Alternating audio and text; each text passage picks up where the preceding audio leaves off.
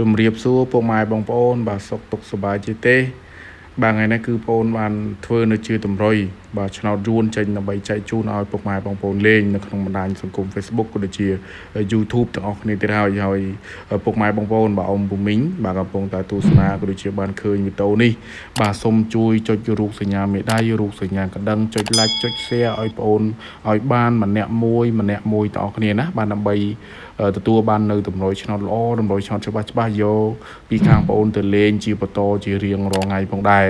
ហើយនេះជាតម្រុយលេងសម្រាប់ថ្ងៃនេះណាបាទតម្រុយនេះគឺជាតម្រុយដែលមានភាគរយល្អលេខច្បាស់ពុកម៉ែបងប្អូនអាចយកទៅចាក់យកទៅលេងដើម្បីបានហេងដើម្បីបានលៀបទាំងអស់គ្នាបានដោយសារបងប្អូនធ្វើតម្រុយឆ្នោតនេះគឺបងប្អូនអត់មានទៅសុំសេវាសុំសកលនេះទេបាទស្រឡាញ់ពេញចិត្តក្របមួយណាខ្ទង់មួយណាគឺពុកម៉ែបងប្អូនយកទៅលេងទៅណាបាទអ៊ំពូមីងយកទៅចាក់ទៅគឺសិតតែតម្រុយលេខល្អលេខច្បាស់ហើយសម្រាប់ម៉ោងគឺមានវេនម៉ោង4ម៉ោង6បាទប៉ុស A B C D ជាលេខល្អជាលេខច្បាស់ដែលបងប្អូនធ្វើឡើងចែកជូនឲ្យពុកម៉ែបងប្អូនលេង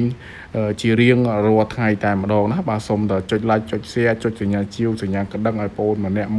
មួយតែប៉ុណ្្នឹងទេណាបាទហើយចំពោះពុកម៉ែបងប្អូនបាទអ៊ំពូមីងដែលគ្នាដែលគាត់ចង់ស្គាល់ Facebook បងប្អូនអញ្ចឹងគឺបងប្អូនបង្ហាញ Facebook បងប្អូនតិចអញ្ចឹងសម្រាប់ Facebook បងប្អូនគឺមានឈ្មោះថាChina ឆ្នោតយួនណាបាទពុកម៉ែបងប្អូនវាយតែ China ឆ្នោតយួននោះគឺចេញតម្រងបែបហ្នឹងហើយពុកម៉ែបងប្អូនអាចតាក់ទងមកបងប្អូនបានណាបាទអាចឆាតមកបងប្អូនបានណាហើយសម្រាប់លេខសាប់ក៏មានមួយខ្សែដែរ097 57 99 140បាទចង់តាក់ទងគឺតាក់ទងមកបងប្អូនមានលេខល្អលេខច្បាស់ឲ្យ